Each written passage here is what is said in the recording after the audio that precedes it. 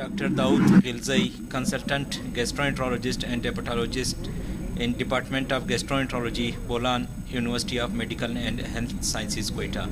I am moderating the free paper session 1. The chairpersons for today session is Dr. Altaf Sheikh from Sakar, Dr. Akram Bajwa from Hyderabad, Dr. Farzana Shafkat from Islamabad, Dr. Aziz Ahmad from Sawat. The first presenter of free session today is Dr. Abdul Farooq, and his abstract is factor decreasing compliance with treatment of hepatitis C, logistical, financial, and lack of awareness of the disease factor. Dr. Farooq, mic is over to you, and you have 5 minutes. You have to complete your talk in 5 minutes. Assalamu alaikum. I am Dr. Abdul Farooq, postgraduate resident gastroenterology department, Fatima Memorial Hospital. And today I am going to give my oral presentation on abstract factors decreasing compliance with treatment of hepatitis C virus, logistical, financial, or lack of awareness of the disease.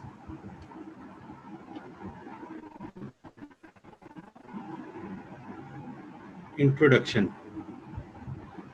Prevalence of hepatitis C virus is around 1% globally, with 71 million people infected worldwide. Pakistan has the second highest prevalence in the world at around 6.2%. Large majority of patients with hepatitis C virus are asymptomatic and not aware that they have the disease. So without finding these millions and linking them to care, all other efforts to eliminate hepatitis C will meet with partial success only. So this study was done to determine factors preventing patients from seeking screening or medical care for hepatitis C virus.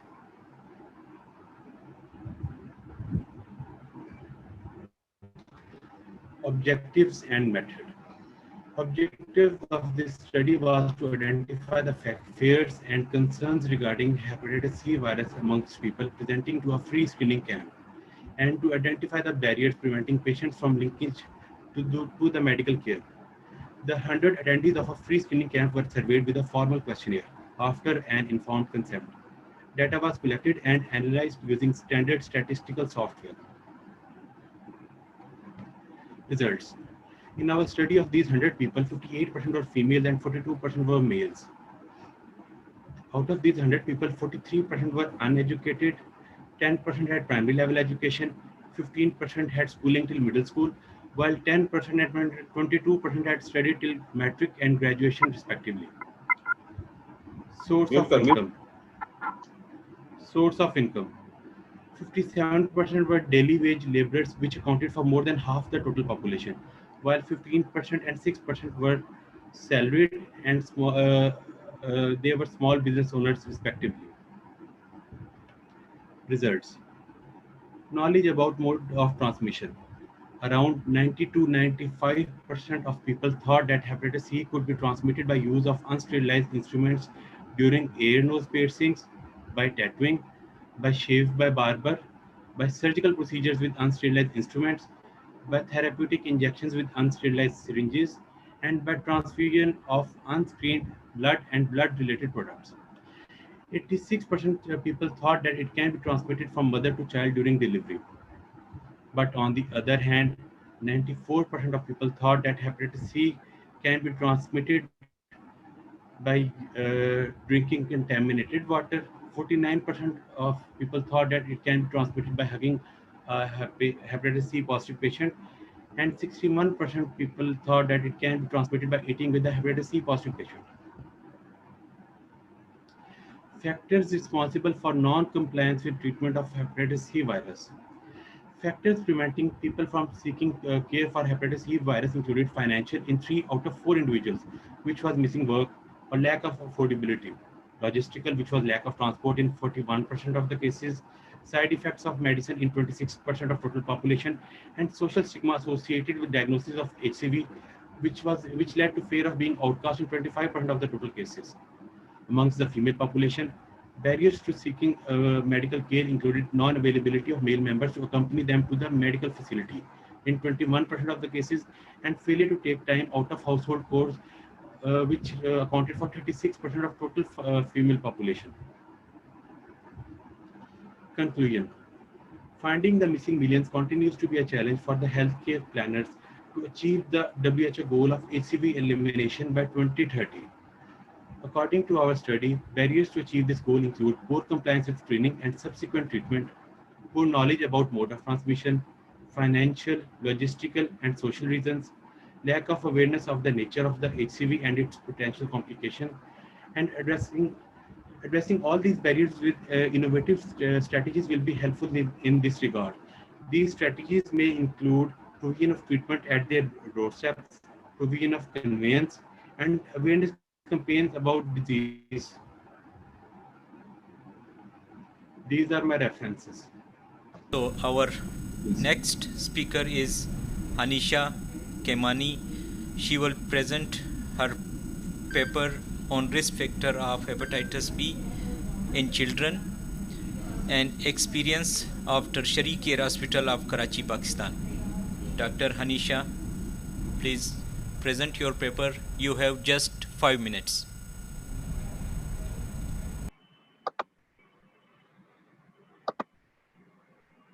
Hello, Assalamualaikum. Walaikum salam. Can everyone hear me? Yes, we can hear you. Just start your presentation. Assalamualaikum. My name is Dr. Anisha Khemani. I am the resident gastroenterologist at Gastroenterology Department of Jinnah Postgraduate Medical Center, Karachi. Today, I am going to present the topic on risk factors of hepatitis B virus in children and experience of Tertiary Care Hospital of Karachi, Pakistan.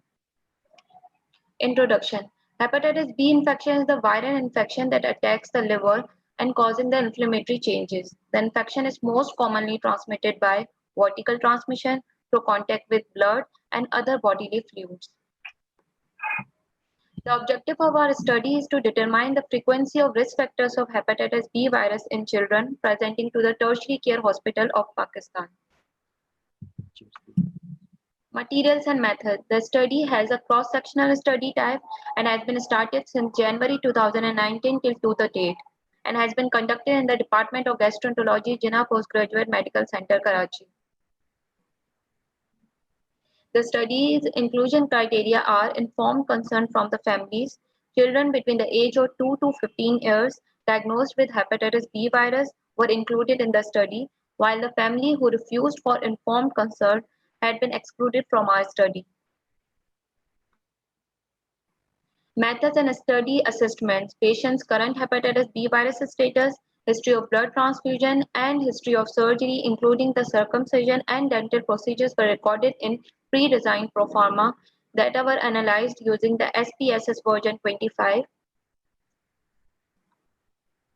Here is the result. A total of 153 patients were enrolled in the data collection with a mean age of 12 plus minus 2.3 years. And the result showed 63%, that is 96% of the patients were male, and 37%, that is 57% of the patients were female. So the ratio of males were greater than female. Here is the result of the risk factors. 8% of the patients, that is 12 patients, fell in the category of chronic hepatitis B virus infection.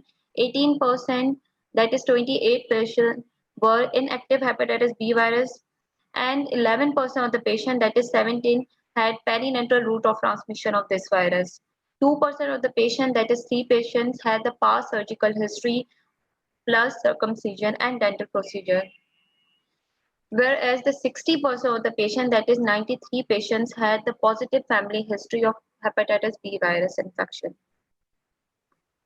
Our conclusion is family and maternal hepatitis B virus infection is a serious threat to the children. The hepatitis B vaccine should be administered to all the newborns regardless of maternal hepatitis B surface antigen status. We need a mass awareness campaigns in order to educate the general population regarding the hepatitis B virus infection and importance of hepatitis B vaccination. Thank you. Thank you, everyone. Sir, sorry, I cannot hear you. Thank you, Anisha.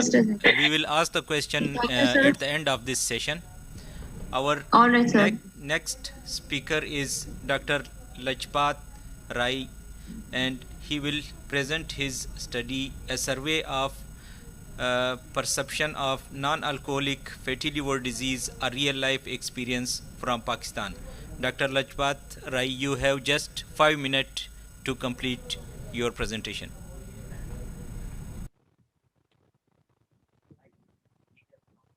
Assalamu alaikum. Walaikum salam. Just start your presentation, Dr. Lajpat. Yes, sir. Assalamu alaikum. My name is Dr. Lajpat Rai, and I'm a gastroenterology resident at Jinnah Postgraduate Medical Center, Karachi.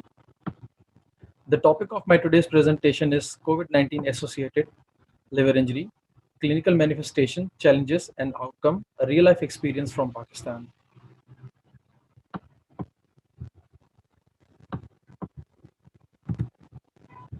Objective.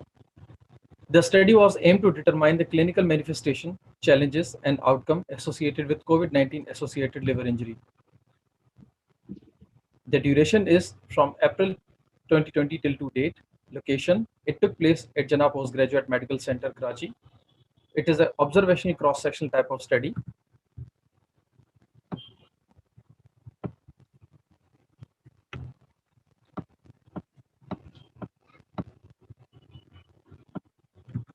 Inclusion criteria. Patients attendant who consented to participate in the study. All admitted patients with COVID-19 PCR positive at Corona Isolation Ward and ICU. Patients attendant who did not give consent. Patients with pre-existing liver disease. DILI, that is drug-induced liver injury, hepatocellular carcinoma, and other malignancies. This is the slide showing results. So we enrolled total 103 patients up till now, among which 74, that is 72% of the patient had liver injury. 54%, that is 40 patients, were lying in mild category of COVID-19 infection. 21, that is 28% of the patients were lying in moderate category of COVID-19 infection. 13, that is 18% of the patients were lying in severe category of COVID-19 infection. This is the slide showing gender distribution. As we all can appreciate that 76% of the patients in my study were male, and 29, that is 24% of the patients were female. Results. The mean age of patient admitted in ICU was 59.21 plus minus 6.33, was higher than those admitted in ward, was 47.21 plus minus 7.01. Higher CTP score that is greater than or equal to 6 was found in patient admitted in ICU with severe COVID-19 disease as compared to patient admitted in ward. Similarly, the AARC score was also observed to higher, greater than or equal to 5 in patients who got admitted in ICU with severe COVID-19 infections as compared to patients who got admitted in ward, that is less than or equal to 1, with mild and moderate COVID-19 disease with significant p-value. Outcome, a total of 12 out of 41 patients, that is 29.26 patients died who got admitted in ICU. Increased mean age, presence of shortness of breath at presentation, and race gamma GT were independent predictor of increased mortality in patients with COVID-19 infection with significant p-value. Conclusion, multiple clinical and non-clinical factors associated with poor outcome in patients admitted in ICU and COVID-19 associated liver injury. Thank you. Thank you, Dr. Lajpat. You have another study which is a survey Yes, sir. on perceptions of non-alcoholic fatty liver disease, a real-life experience from Pakistan. Yes, sir. Just start your presentation. You have 5 minutes. Thank you, sir. So topic of my today's presentation is a survey on perception of non-alcoholic fatty liver disease, a real-life experience from Pakistan. Introduction. Non-alcoholic fatty liver disease, that is NAFLD, is associated with metabolic syndrome. An overall prevalence of 47% was found in a previous study from Pakistan. However, there is no community-based study from Pakistan about perception and awareness of non-alcoholic fatty liver disease in patients who are actually suffering from it. Here we aim to explore the awareness and perception of patients with non-alcoholic fatty liver disease. Objective. The objective of my study was to determine the perception of non-alcoholic fatty liver disease in patients who are actually suffering from it. This is the slide showing different risk factors of the non-alcoholic fatty liver disease, and these are overweight, being obese, having metabolic syndrome, having dyslipidemia, and type 2 diabetes mellitus, polycystic ovary syndrome. We all can see that NAFL, there are 25% chances that NAFL can be converted into NASH, and F0, F1, F2, F3, and so on. And there are 25% chances that it can be converted into decompensation or into hepatocellular carcinoma directly. Another slide which is showing the different risk factors of the NASH. Material and methods. Duration. The study was started in December 2017 till to date.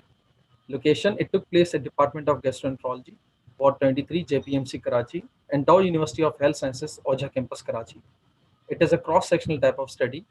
Inclusion criteria, patients who consented to participate in the study, patients age greater than or equal to 18 with a suspected diagnosis of NAFLD, imaging consistent with fatty liver disease on ultrasound were included in the study. Exclusion criteria, following patients were included in the exclusion criteria. Those were patients who had hepatitis, hepatic and other malignancies, hepatobiliary infections, biliary tract diseases, pregnancy and organ failure, and alcoholism. Study assessments. Perception of non-alcoholic fatty liver disease were assessed using a self-administered survey questionnaire. A total of 551 patients were included in the study up till now, among which 86%, that is 439 patients, had liver disease on ultrasound, and 14% had hepatomegaly with fatty changes. This study is an ongoing study. If we talk about the mode of diagnosis, 32, that is 6% of the patient found about the non-alcoholic fatty liver disease incidentally, and 24%, that is 122 patients, found about the non-alcoholic fatty liver disease when they were asymptomatic on screening, and 357, that is 70% of the patients, were symptomatic on initial screening. This is the slide showing gender distribution. 398, that is 78% of the patients in my study were female, and 113, that is 22% of the patients, were male. Another slide showing the comorbidity status. 351, that is 69% of the patients in my study had no known comorbids. 97, that is 19% of the patient had hypertension. 8%, that is 42 patients, had thyroid, and 21, that is 4% of the patient, had other comorbids. Baseline characteristics of the subjects. We all can appreciate that fatty liver was more common in Urdu speaking and Pathan population, while it was least common in Balochi, Sindhi, and Punjabi population. If we talk about the marital status, the non-alcoholic fatty liver disease was more common in married people as compared to single, and it was more common in lower socioeconomic status. If we talk about the mean diastolic blood pressure, the mean diastolic blood pressure was found to be 82.74 plus minus 10.59, and the mean height was 5.5. The mean kg weight was 77.82 plus minus 13.16. This is the slide showing results of the perception of patients on non-alcoholic fatty liver disease. I will explain the results on this slide. We all can appreciate that we asked them multiple questions. The first question we asked them was, what disease do you have? So 313 patients answered no, that they do not know what disease do they have, while 198 patients said that yes, we do know about our disease. The second question we asked them, do you know what fatty liver is? The answer we got, that 400 patients said that we do not know that what fatty liver is. Next question we asked them, that do you think you are overweight? So 258 patients said that no, we don't think that we are overweight. We also asked them that, has anyone told you about the disease you have, and what do you think? Is it edema? So the significant answer we got was 383 patients said that no, we don't think that it is an edema. We asked them that, do you think you need to lose weight? So 306 patients said that no, we don't think that we need to lose weight. Another question we asked them, that do you think that Dr. do Lajpat, get your enough time has exercise. completed. Sir, just give me 30 seconds. I'm about to complete. Okay, go ahead. We asked them multiple questions. So the significant thing in this slide is to note that the most of the people answered in no. So basically they had no idea about the disease they were having. So in conclusion, according to our results, the majority of subjects had no idea about non-alcoholic fatty liver disease. And hence public education is wanted to improve understanding and knowledge about common disorders, especially in our country. Moreover, further exploration into the awareness and attitude of NAFLD is needed to develop strategies for combating this disease. Liver biopsy was the only limitation in my study. Thank you so much. Thank you, Dr. Lajpat. Dr. Faiza Sadakat Ali will present her paper, Are we missing viruses by implementing Baveno 4 recommendation of not doing screening in patient with compensated advanced chronic liver disease? A single center study at Dr. Ruth Kem PFU Civil Hospital Karachi. Assalamualaikum. Can you please hear Walaikum me? salam. Okay, thank you so much. Assalamualaikum. I'm Dr. Faiza Sadakat Ali, consultant physician at Bau University of Health Sciences. So today I'm going to present my study regarding are we missing varices by implementing Baveno 6 recommendation of not doing screening endoscopies in patients with compensated advanced chronic liver disease. This is a single center study at Dr. Ruth Kempfau Civil Hospital, Karachi. Recommendation of screening endoscopies for varices and early cirrhotic is different in different setups. Baveno 6 criteria propose the utility of non-invasive markers of avoiding screening endoscopies in patients with compensated advanced chronic liver disease who have liver stiffness of less than 20 kPa as measured by liver elastography and platelet count of more than 150,000. As these patients do not have significant number of varices needing treatment, that is VNT. We, in our study, critically analyzed this recommendation in our setup by looking at the missing VNTs if following Baveno 6 recommendation. So, the objective of my study was to validate varicella screen protocol in patients with compensated advanced chronic liver disease as per recommendation of Baveno 6 in our region. So let's have a look of what is compensated advanced chronic liver disease. This is defined by liver stiffness measurement of more than 10 kPa, child class A, and absence of prior liver decompensation. Baveno 6 criteria says that all patients of compensated advanced chronic liver disease who have liver stiffness of less than 20 kPa and platelet count of more than 150,000 do not need to undergo screening endoscopies. Varicella needing treatment was defined as the presence of esophageal varix of equal to or more than F2 or esophageal varix of any size with red well sign or any size of gastric varix on endoscopy. Varix non-needing treatment, that is VNNT, was defined as varix of F1 size without red well sign. So let's have a look on material and method. It was a cross-sectional study that was carried out on in and out patient of medical unit 2 as well as endoscopy unit of Civil Hospital Karachi from March 2019 to Feb 2020. Sample size of 24 was calculated. We included all patients of compensated advanced chronic liver disease, as was already defined, of age between 18 to 60 years, undergoing screening endoscopy. We excluded if the patient had a history of decompensation episode, patients with limitation to undergo or interpret the result of transient elastography, current hepatocellular carcinoma or other neoplasm, splenectomy, interferon-based antiviral treatment within 3 months, if the patient was already on non-selective beta blocker, or if there is any contraindication performing endoscopies. History was taken and recorded for demographic variables like age and gender. Laboratory workup was done in Central Lab Civil Hospital, Karachi. Liver stiffness was measured by FibroScan device, and M-probe was used. Grading of varix needing treatment was determined by trained endoscopists who had an experience of more than 2 years and were unaware of the platelet count as well as FibroScan result. Informed consent was taken from all patients fulfilling inclusion criteria, and then they were segregated according to the study protocol into 2 groups based on liver stiffness measurement and platelet count as group A.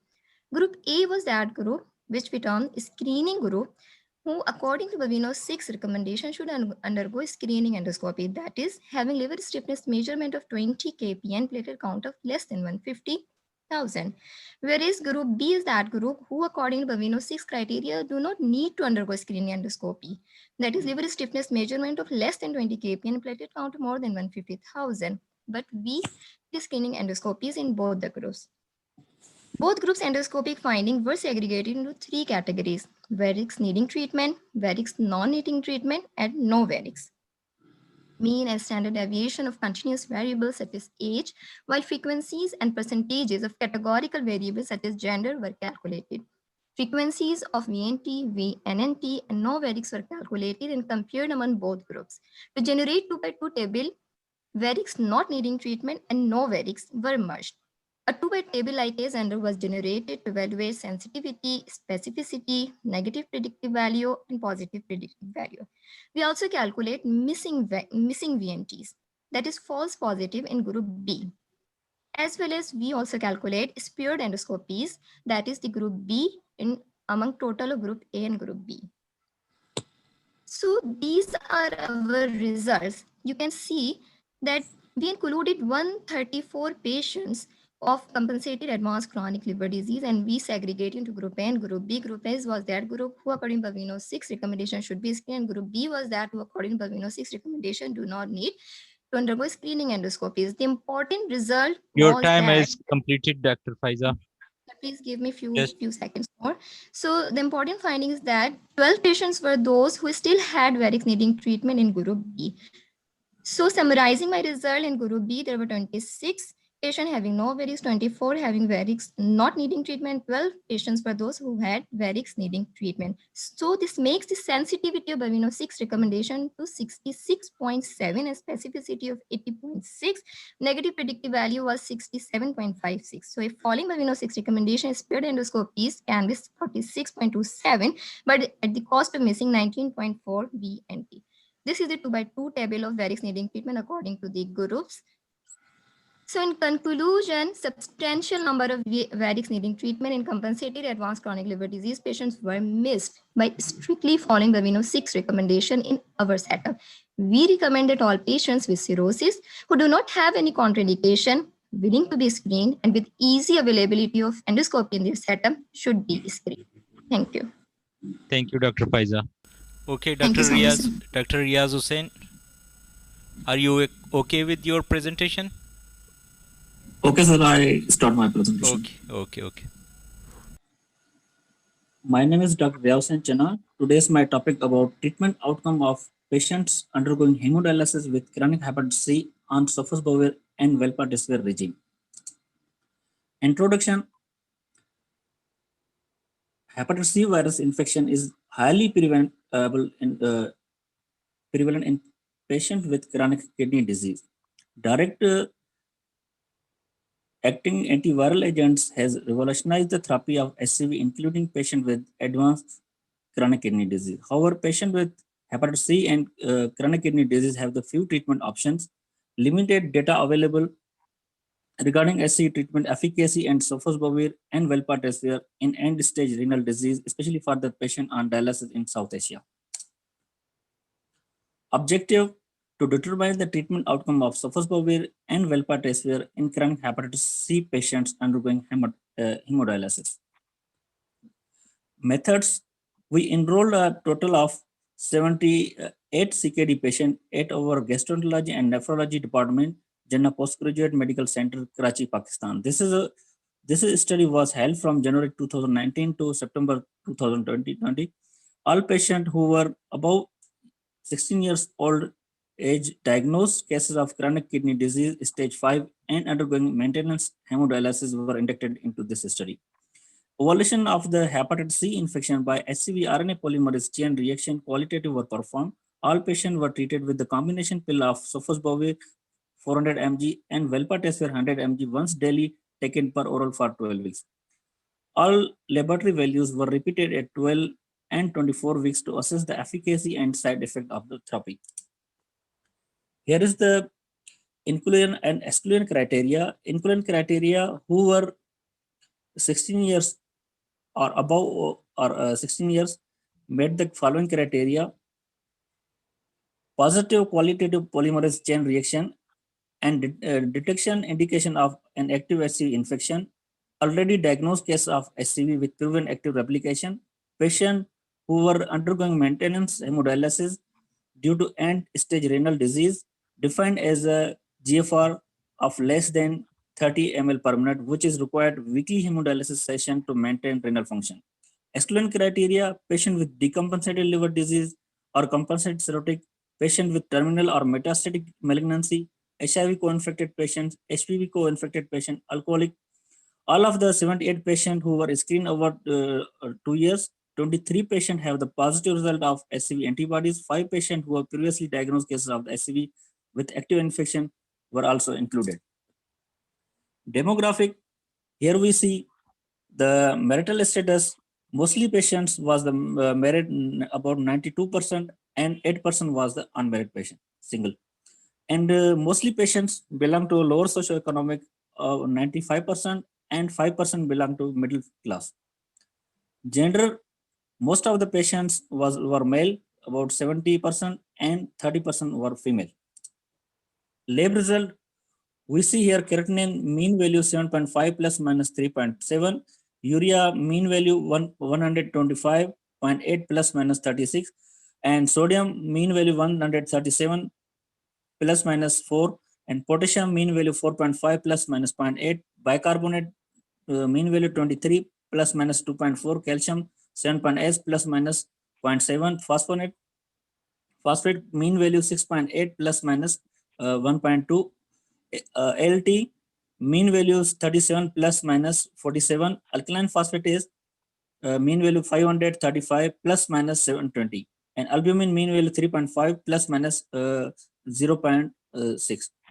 So we see here the causes of the chronic kidney disease in our study on patients which are on the dialysis. Hypertension about the 50.7%, bilateral small kidney disease about 16.4%, and patient has the diabetes about 14.9%, and miscellaneous causes 19.9%, and duration of the dialysis per week, median 3 sessions per week.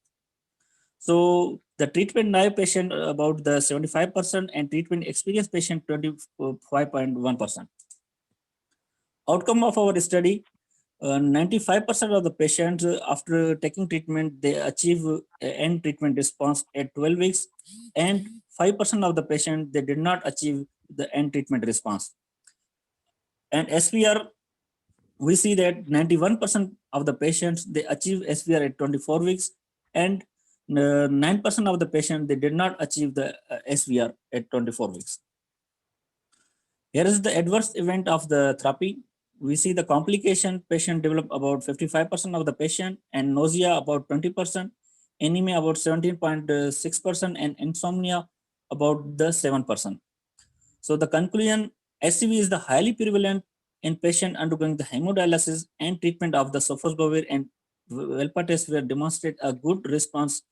About 91% patient achieve SVR at 24 weeks. Thank you. Thank you, Dr. Riaz Hussain. So I will request our chairpersons if they have any questions. Also Professor Dr. Altaf Alam and Professor Dr. Iqbal Farooqi Sahab. Dawood, if I may, I really want to congratulate all the trainees for presenting their work.